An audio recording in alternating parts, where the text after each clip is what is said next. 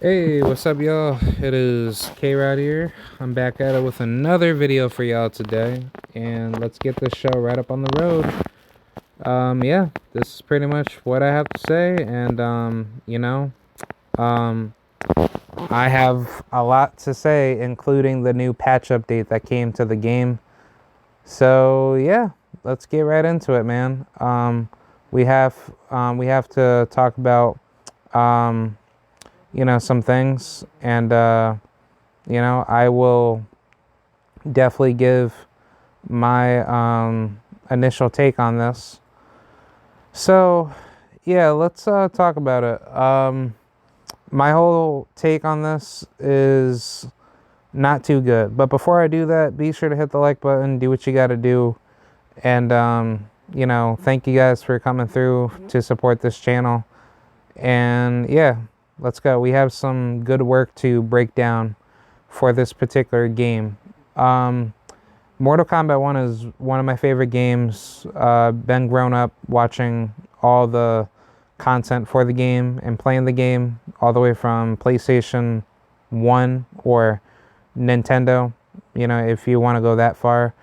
Um, my whole take on everything with MK1, it's decent. It's not the best, but this game can actually be like one of the best games that we as gamers in this current generation that we live in right now, well, I'll say for at least my generation, because even though I am quote unquote officially old, like I am 30, but I'm not too old, but I will say I am in that generation of I am now going through my phase heading into the new generation. So I'll say for my previous old generation, like I've grown up with a lot of classical retro games where you get rewarded for a lot of like hard work and grinding for the game.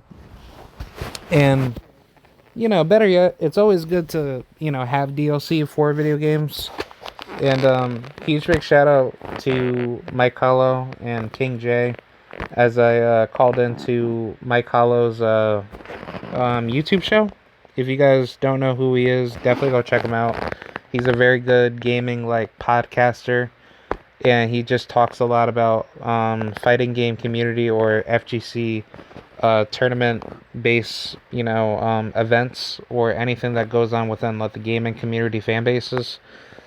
So yeah, I think Mike, he's a really good YouTuber, and I called into his recent show where he was talking with King J and two other YouTubers. I think Shinblade and I forgot who the other guy is.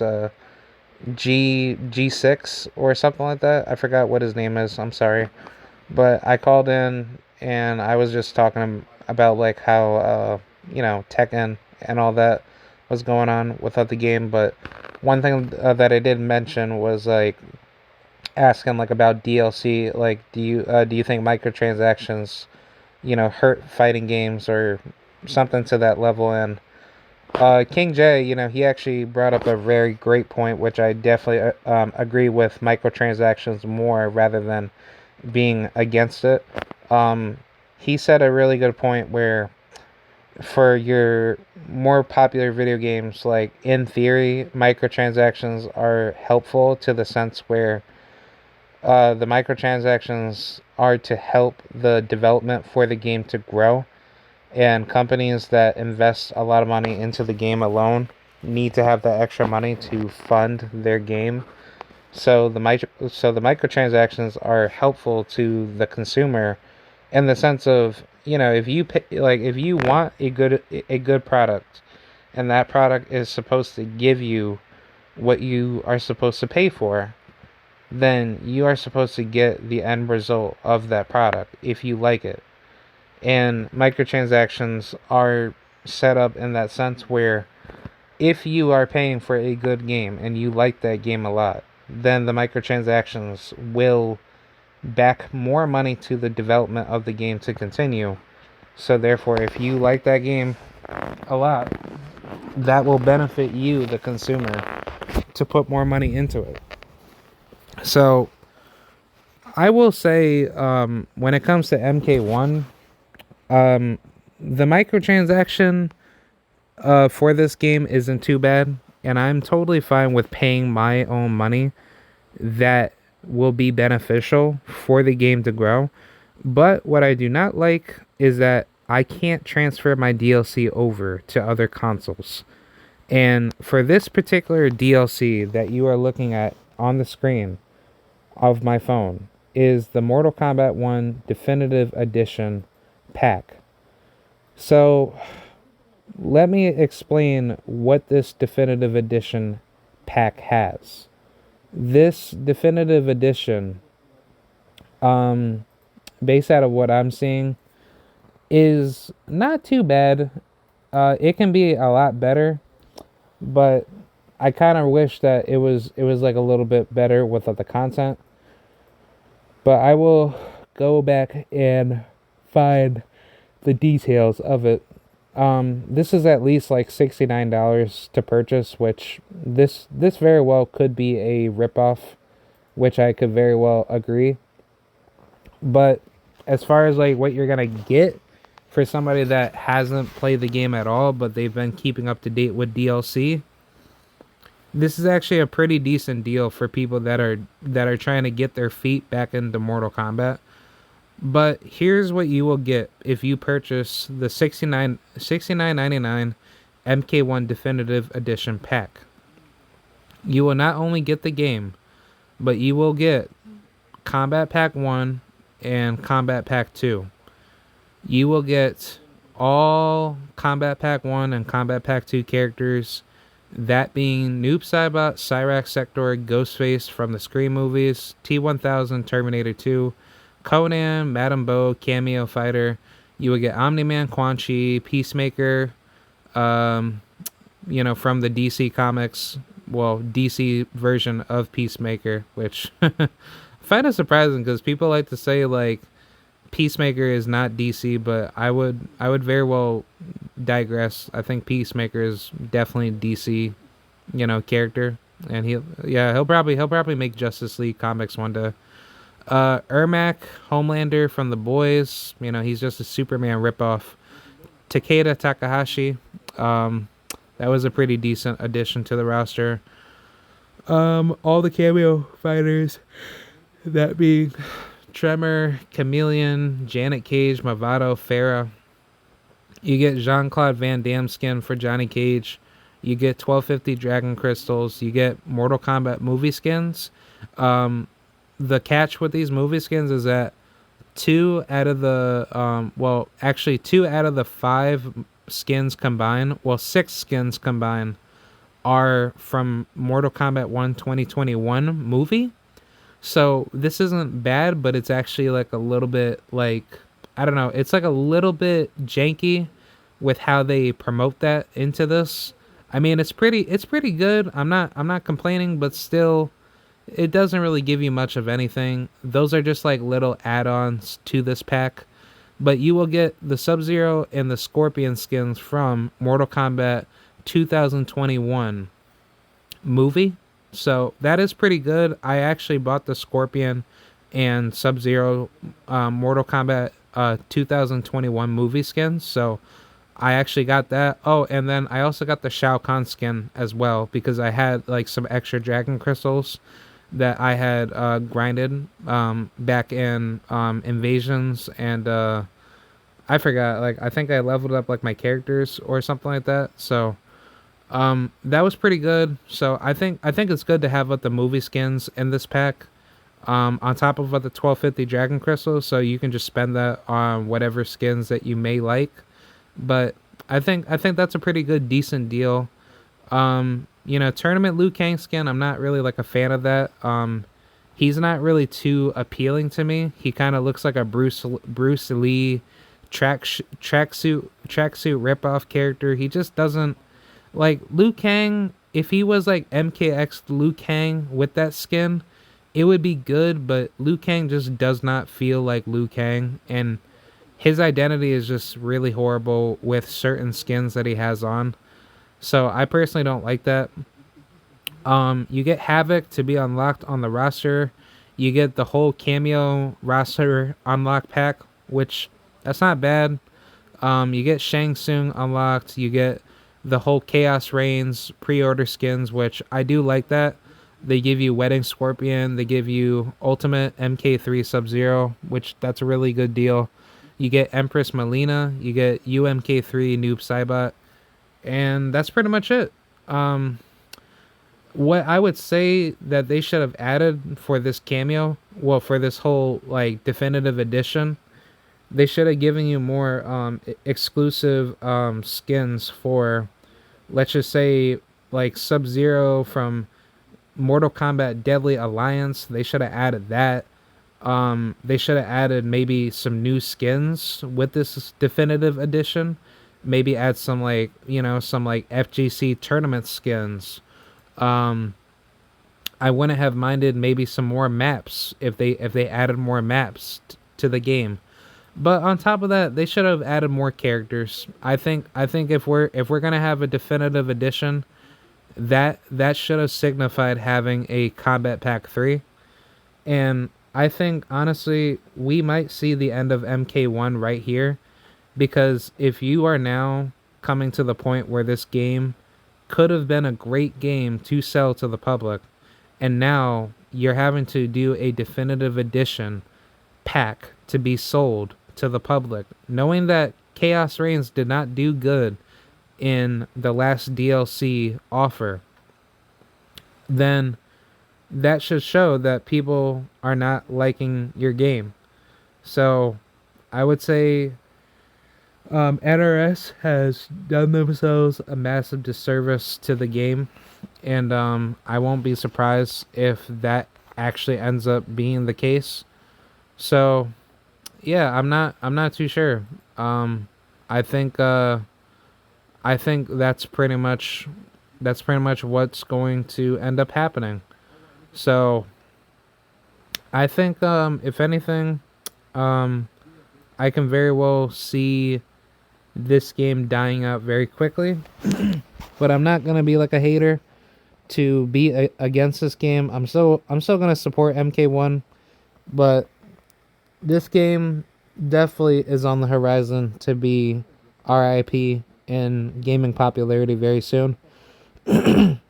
If the game does not continue to die, and let's just say the game still gets support, and people are still wanting to pay money for this game, then what I will do, if I was in this position, I would definitely go the direction of having a I don't know.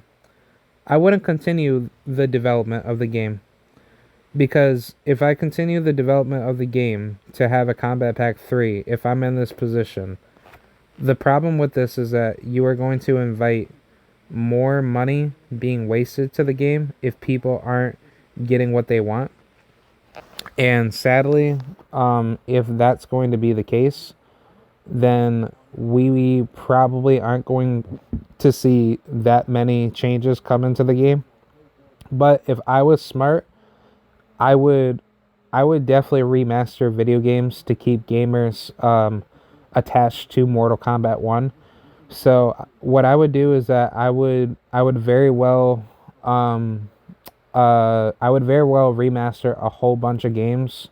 I would remaster Mortal Kombat 9 Complete Edition, where you could just basically get the game for PC, and then if you want it for the PS5 or Xbox Series X, basically make it available for the PS4, the Xbox One, and all that. You could just have it as like a crossplay type of thing. And then also PS3 users can also do crossplay, connection with them.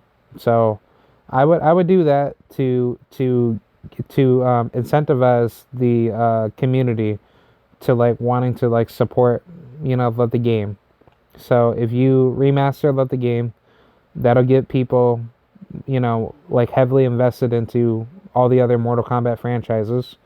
Then you use that money to create the next game. And then once that's done, you will be set to go to a different direction of possibly making a better Mortal Kombat game.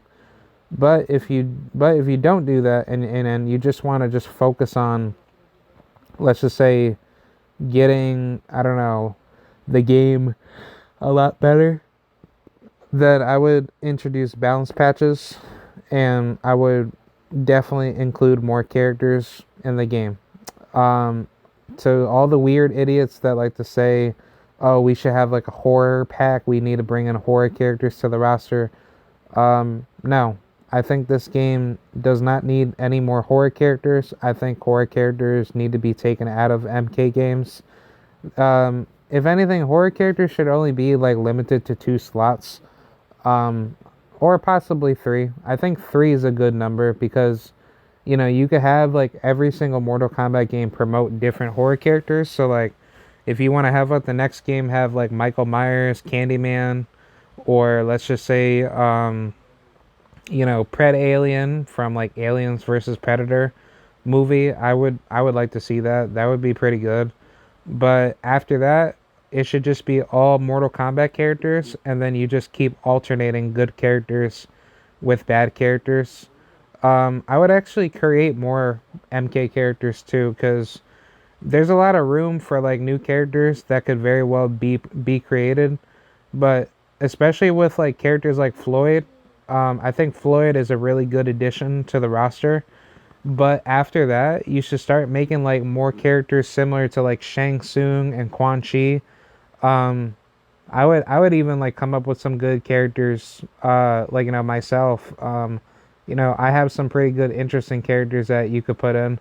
But maybe if you want to use some like retro fan made characters, I'd definitely be down to see like maybe Scorpion's daughter, bring in Satoshi, bring in Harumi. She's never been expanded in lore. Bring in Hydro, bring in Art Lean, bring in Bo. Bo is like Johnny Cage's security guard. I mean, there's so many characters that you could add into this game. Like King Jared. King Jared was never expanded in lore. He was by far one of the strongest characters within the lore. You could bring in King Gorbak. You can bring in Water God, Fire God. That's Sujin and Kaijin. Sujin is Water God. Kaijin is Fire God. There's so many characters that I could just keep going and going, but I would do that. If you're gonna be, trying to get let the Mortal Kombat community invested into the next game, I would have Combat Pack 3 set where you have your final set of characters. But my characters that I would put in I would put in Hotaru. I would bring in Nightwolf. I would bring in Cabal. I think Cabal, in my honest opinion, he doesn't need to come back because I personally do not like Cabal players, and I think Cabal players are pretty like, how should I say, like spammy with like their dumbass combos. But yeah, bring in Cabal. I'm definitely fine with that. Kano, I'm totally fine with that. I actually would bring in Kano's son Kovu, but I would probably save him for like another game. So I don't mind Kano. Bring in Sonya, Jax. That definitely was like a massive disservice to the whole roster. I would do Hotaru. I do Hotaru, and I would bring in Kai, and I would bring in who else? I bring in Sonya, Jax, Kano. Like, I would say for Combat Pack 3, it should be like a good 6 more characters or probably 8 more characters. So I would do Nightwolf, Jax, Sonya, Kano, Hotaru, and then I'll bring in Kai. That's that black guy that was from like Mortal Kombat 4 and MK Deception or possibly MK Armageddon. And then after that, I would probably bring in maybe some of the new characters. I would bring in maybe Forrest Fox, from MKX Comics. Or what I could do is, yeah, that's sitting at 8. Instead of Forrest Fox, I would possibly bring in, oh yeah, yeah. Did I not say Cabal? I'll probably just say Cabal.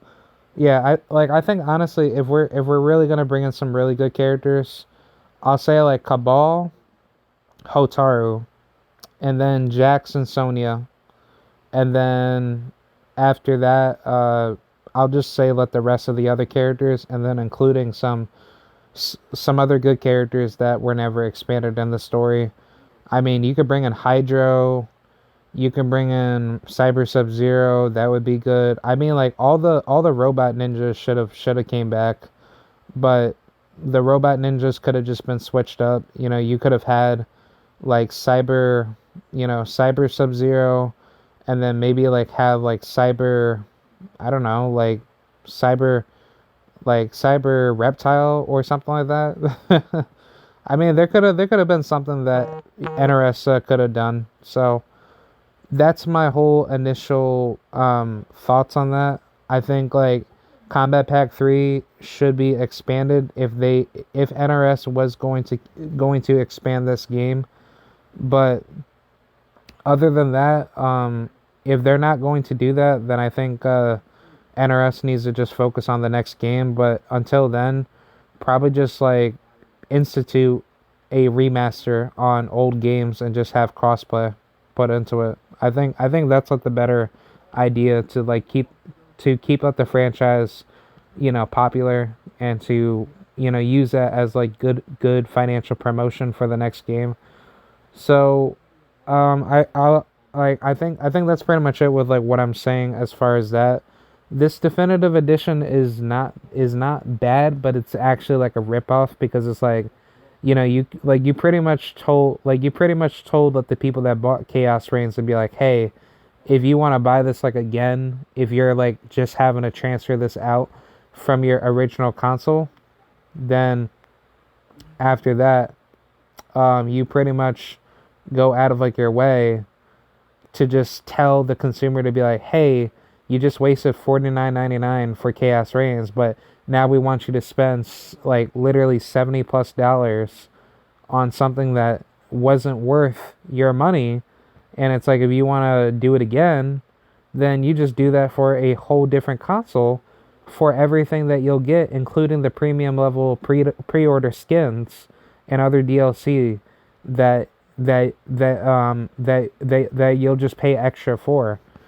And I just find that to be like a ripoff, man, because it's like all that money that they just like ripped you off for, or ripped me off for. Like, I just don't find that crap to be really good. So I found that to be a terrible investment from NRS's end to have this definitive pack edition be introduced.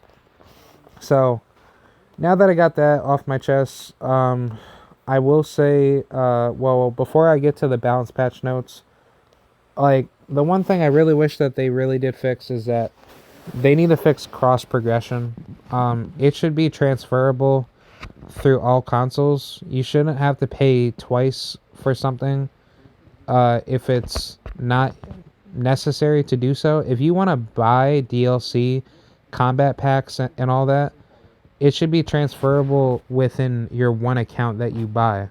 If you have a different account and you want to have that set for somebody else to use that, but that's only for like a certain console that you have it registered under, then that's how DLC should work. It shouldn't work where I have to pay extra for the same DLC for something that I have to transfer to a different console, because I find that to be really terrible. And on top of that, it's a waste of money. So that's pretty much what I have to say for that. But now that we have that out the way, I'm just trying to check on time, but it's probably going to be a long form video anyway. Yeah, let's talk about the patch notes, and then I'll probably make like a video to talk about all the changes that every character had. I'll do that another day. So let's talk about it. The hotfix patch notes was that Scorpion technically has a buff now, which his rope spin, which is that's the Twisted Kaio. I think that's his move. The rope spin spear now hits overhead, and it has a 23 frame startup. And originally it was a mid, and it was up from 20 frames. So now it got adjusted to 23. So I guess that really means that it's now slower. But the thing is that this does chip damage more. So it's like, that probably means that it lasts longer, but it's also slower. But originally it was a mid, so I don't understand like why they would do that. Um, Personally, with me, I think that was never necessary for Scorpion. And the good thing about the rope spin is that if you're trying to enhance it, it now costs 2 bars of super meter, and it is -5 on block. So that means that originally it was -25 with the frames. So I'm pretty sure that was very punishable. And you know, I'm not too sure how that changes like the meta, because I have to like look at it, because I am sitting on MK1 right now, but I'll just make like a whole video breaking all these like patch notes down. So that's pretty decent if this is a nerf. So I need to see that to see how effective that is. Now let's talk about the next character. We got my homie Sub-Zero repping the Lin Kuei. Let's go. Lin Kuei all day. And the Shirai Ryu, even though that I don't like Scorpion, of how he's been treated in the story. Yeah, make Scorpion back into Hanzo. But yeah, I'll talk about Scorpion another day. Sub-Zero, his buff that he got, which is very interesting from NRS, is that they had slightly reduced the combo damage scaling after freeze reactions. So, what does that mean? What that means is that if you use like a move like, let's just say Deadly Vapors, and Deadly Vapors, originally at one point in time, the combo scaling damage wasn't as good to get combos off. So if you're trying to like extend your combo and get the most damage with your character, you were not getting as much damage as you thought that you were, and you were only breaking close to at least like 40%, or I'll probably say at least like 42 to like maybe 43-ish%. So what this did is that you can now like do way more damage with Sub-Zero after you free somebody. So shout out to this one YouTuber, Combo Heaven. Definitely go check him out. He's a very good YouTuber. He actually did a pretty good stream talking about Sub-Zero's like buff that he got, but with his new move that he has, which is called Polar Palm, when you enhance it and you freeze somebody, right in front of you, the damage is actually a lot better when you use it. And I'm not too sure if Deadly Vapors is the same way, but if you use Polar Palm gives you better damage scaling, or it gives you better damage, produce, like it gives you better damage buildup to get the most damage out of Sub-Zero, like when utilizing his combos. So I will say that is good, and I think if that is a good like if that's a good buff in the right direction, I'm fine with that. But my main issue is his slide needs to get buffed. The ice clone definitely needs to get buffed. I don't like the fact that ice clone is like literally 7 seconds that you have to wait for the clone to get back up. I don't find that to be fair. So I think that's really terrible, and I think it's really shitty, if you ask me. So I don't think ice clone being 7 seconds on cooldown is a smart idea.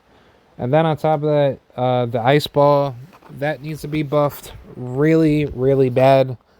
There's no reason why Sub-Zero cannot combo into his ice ball, and you have to tell me that, well, I I have to deal with that in a match where I can't use ice ball to my own advantages, because if I'm playing the neutral, I just have to sit there and just take projectiles from other characters.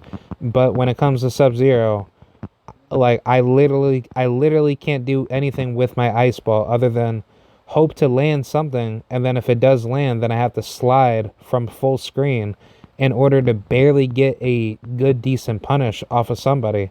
So no, I don't find that to be fair.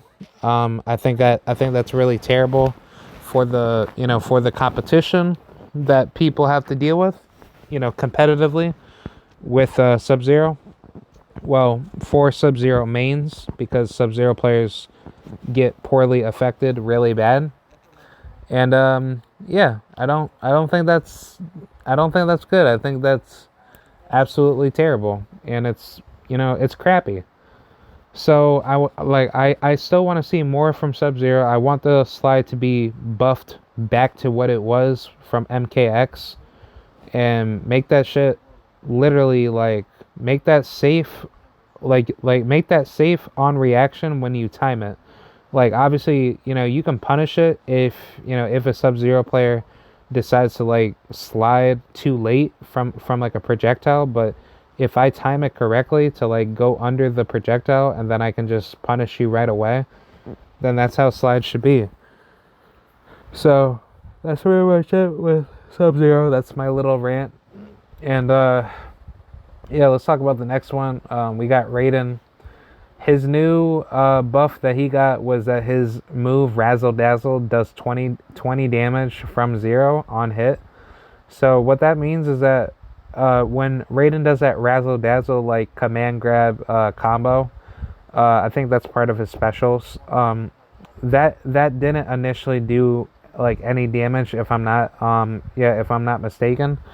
But that's actually really good, because that actually helps Raiden extend his damage better, and he's able to do a little bit more damage extension.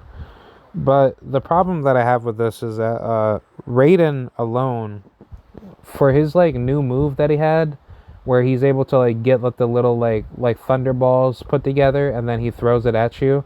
But that new move that he has is he puts the thunderballs on his body, so that gives him more damage to extend that out into a combo, so he could detonate it while it's sticking on his body, and then he can extend the combo.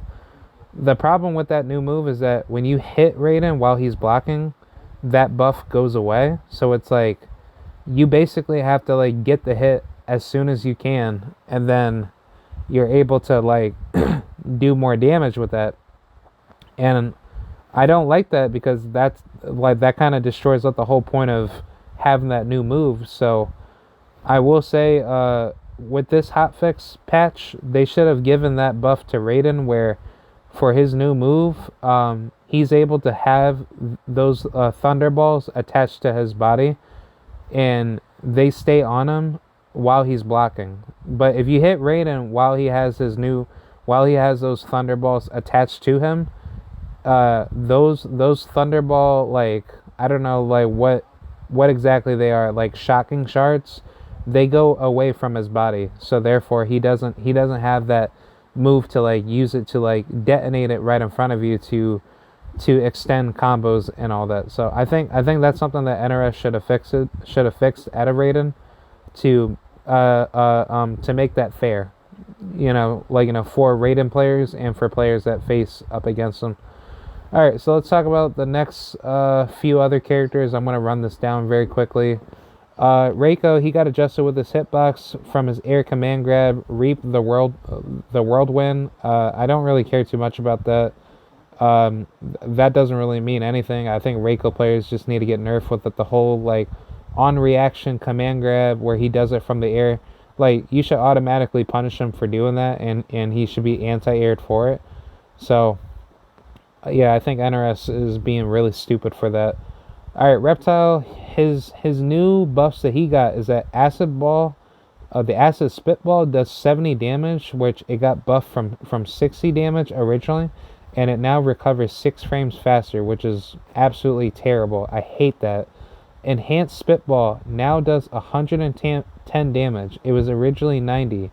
Recovers faster, and it is a mid. It was originally a high. So that's crazy. I think that's a really horrible trash buff that Reptile players will just be abusing. So I think that's really garbage. I don't like the fact that that actually does that. So that's gonna be like reptile players like teabagging you while they're spamming, acid ball every single day. So no, screw that. That is a garbage ass buff. No, I do not like that. So yeah, let's talk about Lee May. She actually got buffed for no goddamn reason. Her Air Nova Blast recovers three frames faster. So that little Air Nova Blast that she does while she's jumping in the air, she can basically just spam that out, and she's able to do that safely, like off of a neutral projectile trade. So that's really garbage and stupid. The second one that she got is her Air Flipping Heel Kick and Air enhanced flipping heel kick recovers six frames faster on miss. So that's really trash because she should get automatically like punished extremely bad for that. And I'm definitely gonna have to probably lab that, unfortunately. But I should be able to beat Lee May players trying to spam that. So especially like for my team, I run Shao Kahn Sub Zero. So I should be more successful getting those hits, off of Lee May, but it'll be interesting to see where things will go. So I don't know how that's going to play out, but I think that'll be interesting to see where that's gonna go. So I don't know. I think to me personally, um, it should be something where it should be reactable to see that coming, but I'm not too sure how that's gonna play out because I have to see that get labbed. So I say that these buffs are really like BS for her. Her last buff that she got. Oh wait, actually no. The last two ones that I didn't say was that her Air Enhanced Flipping Heel Kick no longer has different recovery when the last hit is flawless blocked. Oh, okay. So does that mean that I could whiff punish it now? Yeah, like I still have to like lab that. Chain Reaction now recovers 12 frames faster on miss. Um, yeah, I don't know how that's gonna work out. That's gonna be interesting to kind of see that. Yeah, I don't know. That's gonna be interesting to see. Um, if anything, it's probably going to make me think that that's probably not going to give me any like reaction to see that move coming. So that's gonna be interesting to kind of like see what's going to happen with that. But yeah, that should be interesting to find out about that. But yeah, let's talk about the next character. We have Tanya. Tanya, she got buffed to where she's now able to yeah, she now has her Sidewinder that has that has 14 startup frames. Originally it was down from 16 frames, and like honestly, I don't know how I really feel about this because now it kind of gives Tanya players the ability to kind of like hyper spam. So I'm not too sure how that's gonna work out. I mean it's gonna be interesting to see how that's going to play out, but I will say that should be like that shouldn't be a problem. I think if anything, Tanya players will kind of like just now use that move to kind of give her like a little bit more utility to expand combos deeper. So I think that's a pretty decent buff. I'm not mad at that. But now the second one, which is actually pretty good, she now has reduced combo damage scaling after drill kick and earn Gotti. Yeah, Gotti. I think it's called Gotti, but it says earn Gotti evade. So I guess what that means is that she's now going to be doing more damage when she starts, using her little drill kick combo where she try to launchers you into the air. So That's pretty decent. I don't mind that. If anything, she just needs to get punished every time when she's gonna be spamming that. Which, if that's gonna be the case, then yeah, then I'm definitely gonna be like beating the living crap out of them as usual. So I'm not really like worried about Tanya players. I think Tanya players are gonna be very, very oppressed with all the punishes that they're gonna be seeing from me with Shao Kahn. But I'm happy that Shao Kahn didn't get nerfed because he's actually really good. But I mean, if anything, if you really want to nerf him, like I don't really care. But that's gonna be interesting if he does get nerfed. Homelander, his flight attacks no longer enable auto block. I definitely like that. That's really good. I think that's a pretty good, decent nerf, but I need to see where that goes. Um, his second buff that he got, well, his second nerf that he got is flight punching down 2 has less hit advantage in flight. Bloody Knuckles has 10 less hit advantage. So basically, he has negative strings where he can now get punished off of it. So yeah, I think that's a pretty good nerf. I think Homelander, every time when he does that crap, a lot of players like to just like abuse like the living crap out of that, and they just like to use that as like a mechanism to like be safe while using Farah. I'd like to see Farah just get nerfed and taken out of the game, so nobody uses her. So it's already unsafe to like use her for any like broken combos. So I think that's what my main beef with Homelander is. He needs to get nerfed to the point where he can't just be doing like that ultimate command grab nonsense where he could just do that from mid screen and then he's able to like have that shit like made to be unblockable. So uh yeah, that's my biggest problem with Homelander. Conan, he got buffed with his HP. It only went up like 100 HP. He was sitting at 700. He's now sitting at 800, which is wild. But I think he should have just been given like 50 HP if you want to do that. T1000, he got nerfed pretty decent. He got nerfed with his health. He's now sitting at 650 HP. He was originally sitting at 700. Second nerf that he got was reduced hitbox on Sacro Spike outside of a combo. So I don't know how that works, but I guess that means like he's going like that's gonna punish him more. The third one that he got was reduced damage of axial cross, which is his jump front kick and back punch.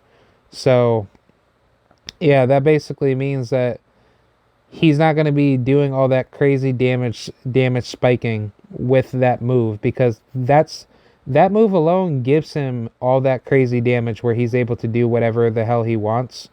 So yeah, I can definitely agree to see that get nerfed and gutted. So that means Homelander. That means that T1000 players can't can't be spamming that crazy nonsense. But I like to see more of him get nerfed, so therefore a good portion of his strings can be can be punished. I'd like to see his command grab combos get punished. He needs to get punished a lot with that. So I think that's what NRS should have done in this patch. Make his command grab combos unsafe. So even when I'm blocking, you can't like he can't get this like unblockable combo nonsense where he's able to just perma spam that all game long. And the only way that you ever get out of it is that you have to micro duck it, and if you time it correctly, you're able to whiff punish him. But it's like that shit is so difficult to time because his hitbox confirm to get the command grab off of you is very it's very unpredictable. I'm sorry. So yeah, that's pretty much it for T1000, but I'll talk about him like another day. The rest of everything is pretty much just like cameo stuff. I'm not really gonna talk much about that, but I mean this is pretty decent. I mean Sub-Zero cameo got buffed, so iced out refill rate has slightly increased. The refill cooldown was increased by 2 seconds, and overall it's now 1 second faster. I like that. That's really good. Arctic Armor refill rate increase, and the refill cooldown has been increased by 3 seconds, so overall 1 second faster. So the refill rate after follow-ups have also been increased. I like that a lot, and I think that's pretty good. Motario, he got buffed with his health. Darius, he got buffed with his HP, and then Tornado Kick refill rate slightly increases and refills cooldown off of 1 second. So now it's 6 seconds faster, and refill rates after follow-ups have also increased. I think that's pretty good. I'm definitely gonna start using Darius with Sub-Zero. I want to start doing that. And now Tremor, which is this this is pretty good.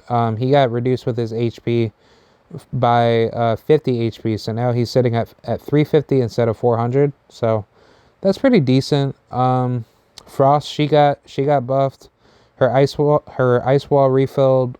Her ice wall refill, like cooldown got buffed. So now it got changed out by 1 second, so now it will refill a little bit faster. Same thing with Snowflakes, it got increased by 2 seconds, so now it's like 1 second faster. Yeah, I'm not too sure how I see this being good, but I need to like see this in the game. Kung Lao got buffed with his orbiting hat, and wobbly orbit lasts twice as long, and then slightly reduced combo damage after spin. Ooh. Oh wow. Okay, so after like I do the spin combo, it doesn't do as much damage. Okay, wow. So that's applied to spin, orbiting hat, and wobbly orbit. Madame Bo, her tea house tumble is now +6 on hit, so it was down from +10. Okay, so that's actually pretty. Yeah, that's actually pretty good. So you can actually punish that, and that'll that's pretty much slower if I'm not. Like if I'm actually seeing that correctly. Increase victim regions on hit, and the kettle kicks follow-up starts 1 frame faster.